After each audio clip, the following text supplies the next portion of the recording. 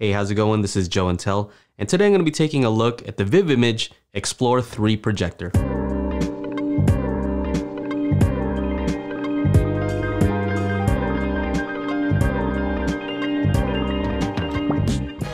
So previously, I've done a video about the Vankyo V600, and that is a budget projector. It came in at under 250 bucks at the time, but it was a native 1080p projector. Now, what I said was I thought it was a great value for the price. It's amazing for what it can do at that price point. But the issues that I had were that the contrast ratio wasn't very good. The colors were a bit off out of the box, although I could fix them with a profile that I used slightly, not perfect, but better than it was out of the box. The fan noise was pretty loud, and I did notice that the corners were a bit soft. If you used vertical keystone correction, it didn't have horizontal keystone correction on that one. So Vankyo sent me this projector. Although it's under the name VIVIMAGE, I'm pretty sure it's the same company, but here's what comes in the box. All right, so here's the box. Go ahead and see what's inside. And you have an SD card reader, handles a bunch of different SD card sizes. You have your remote, and funny enough, it's the same as the old Vankyo remote, except it doesn't have the keystone correction button, an IEC power cable, and an HDMI cable, thank you, 3.5 to RCA breakout cable, and the projector itself. When they first asked me to review this, I was kind of hesitant because it looked kind of cheesy looking at it, but in person, it looks a lot better. The main thing I noticed when I hooked this up and put in a video source was that this was sharper on the edges, much sharper all throughout. And it looked like the contrast ratio was a bit better on this one compared to the Vankyo. So the VIVIMAGE does have vertical and horizontal keystone correction. And what I noticed on this one compared to the Vankyo is that it didn't blur the images when I use the keystone correction, and I think it's because it does it digitally as opposed to mechanically using a Fresnel lens on the Vankyo V600. So as you can tell from these videos, when you do have it off center, off axis, it does still blur the edges, but not for the same reason. It's because the lens is actually further away from that part of the screen. Okay, so this is the wall that I'm going to be projecting to, and I tried to use this wall mount here, but it is slightly off center. So it should be right about there.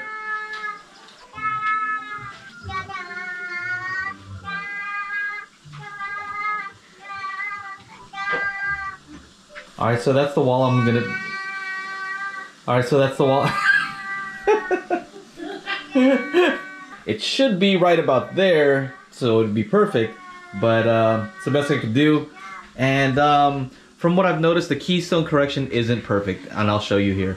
Alright, so this is what happens. If I focus this so that it is perfectly sharp at the center, let's say, then let me go up close and I'll show you. So, nice and sharp in the center, but here on the sides, especially on the long side, up on the corner, very blurry. And over here on this corner, on the lower left, also blurry. So let me get the upper right in focus and look at what happens. All right, so that's about as good as I can get right now. And so you take a look at that, it's pretty in focus. But another thing you should notice is that square is no longer square. So even though the vertical lines are vertical and the horizontals are horizontal, it doesn't mean that the shapes there are the proper shape. Also look at the lower left. Now that gets really blurry when I get the upper right in focus. So right now I have these back in the center, and as you can tell, it's much easier to do the keystone correction on here, and I'm not getting that blurriness on the top and the bottom or left and right, so it's good. If I have to tilt them up and down, I notice that the vertical keystone is more forgiving than the horizontal keystone correction. So just know with any of these projectors, cheap or expensive, it's best to have them as close as possible to the center line. Some of the more expensive ones have lens shift, which is much better than what this is doing and what the Vankyo was doing. As far as fan noise, both of these are still pretty loud compared to some of my other projectors that I have. I am about 10 inches away from the fan, so I'm about the same distance away. Now, if you're in a smaller room like I am, it's pretty noticeable. What I did try out was I tried this out in my living room, which is larger, and it's less noticeable, especially when you have it up by the ceiling. If you're planning on using this outdoors, it almost becomes a non-issue. As far as the speakers on these, None of them are great, although the VIVIMAGE does have 2 speakers and it does sound significantly better. It has a little bit more bass and it can play a little bit louder, but like I recommend, always use an external speaker if you can. So I'll let you judge for yourself as far as brightness, contrast, colors, and overall sharpness, what you think between these two. I'll show them side by side and let me know what you guys think. All right, so when it comes to the black levels, it looks like the Vankyo V600 looks better, but it could have been a lighting change, and also the VIVIMAGE is brighter, so it could have been some of the light bleed. But in this image, it does look better. So this is a test of contrast, and as you can tell, the VIVIMAGE is able to produce the whites below the reference line, whereas the Vankyo could not. What this leads to is on the Vankyo V600, you would get blown out highlights. So in this test chart, you see that there is a difference in sharpness and in brightness, with the VIVIMAGE being brighter and sharper. So here's a close-up image. It gives you a better idea how much sharper the VIVIMAGE is in the corners. Now let's take a look at the scene from Avengers Infinity War. In both of these, it looks pretty good. I mean, it's really tough to tell the difference here. In this particular clip, the VIVIMAGE does look like it has deeper blacks. Taking a look at skin tones, I mean, looks like the white balance is a little bit different on the Vankyo V600. I did not change the color settings on my camera, so keep that in mind. If it looks a little bit more yellowish, it could be that the white balance was set prior. So this is a good example of a lot of different colors. These are not HDR projectors, so it doesn't produce the same image as my HDR projector. But go ahead and take a look here. There's a lot going on as far as colors. Take a look at the shadow detail, see if there's anything missing. The highlights here look brighter on the Vankyo, and some people might like that. But what I notice is in certain cases, it tends to blow out the highlights.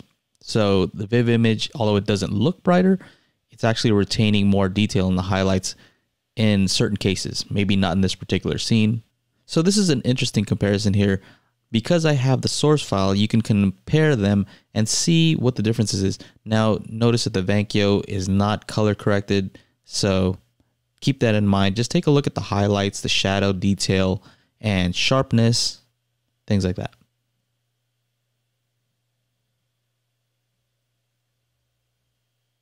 All right, so we're back at the VIVIMAGE Explorer 3, and I just want to show you guys my custom settings here. So I have contrast at 20, brightness at 58, color at 50, sharpness at 25. I also have a custom color temperature, and here are those settings here, 50, 20, and 75. So just quickly to compare, I'll show you the default modes here. So natural, ooh, look at the sharpening on that. Standard, a little bit better, but still over sharpened, and weird, just over too much contrast. Overly contrasty. Cinema doesn't look good. And then my custom mode. There you go. So there you have it, another budget projector that I would wholeheartedly recommend. If you don't have very much to spend and you want a native 1080p projector, I could easily recommend this one. I would recommend this over the Vankyo V600. So this is just a better projector with regards to contrast ratio, brightness, sharpness, keystone correction, so much more. And for the same price, I would definitely recommend that you go with this one over the Vankyo V600 that I had previously reviewed. At the time, it was the best, but now they have this. I'm gonna leave a link in the description to this projector. Take a look because there are sales on this. I've seen it on sale for even less than the Vankyo V600, so take a look and see what the pricing is on it. So once again, thank you to VIVIMAGE for sending this out to me for review. Anyway, I hope you found that useful. If you did, make sure to like, subscribe, ring the bell to be notified when I upload new videos. That's it. Take care. Bye-bye.